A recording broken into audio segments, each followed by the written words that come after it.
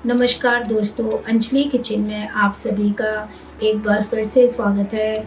मैं आपको व्रत में बनने वाले साबूदाने वड़े की रेसिपी शेयर करूंगी। तो आइए चलिए इसको बनाना शुरू करते हैं। कि 4 मैंने ये आलू लिए हैं, हरी मिर्च लिए, काली मिर्च लिए और सेंधा नमक लिया है और कुछ पत्ती हरे धनिए के लिए हैं। क्योंकि हम इसको व्रत के लिए बना रहे हैं तो हम सिर्फ इसमें काली मिर्च, नमक और ये चीज़ें इस्तेमाल करेंगे। 1 कप मैंने साबूदाना लिया है।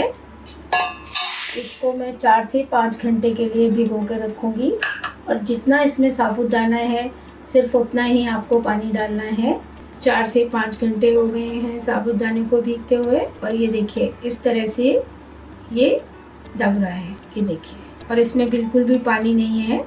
अगर आपको थोड़ा सा भी पानी लगता है तो आप इसका पानी छान कर निकाल लें। अब हम आलू को छील लेते हैं। ये देखिए इस तरह से मैं चारों आलू को छील कर रख लेती हूँ।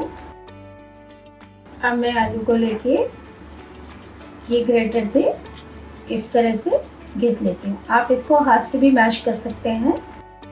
अब हम इसमें मसाले डाल देते हैं। नमक आप अपने स्वादानुसार डाल लें। ये हरी मिर्च है और ये धनिया पत्ता है। अब सबको मैश कर लेते हैं। आलू को मैंने अच्छी तरह से मिला लिया है। अब मैं इसकी टिक्की बनाना शुरू करूँ।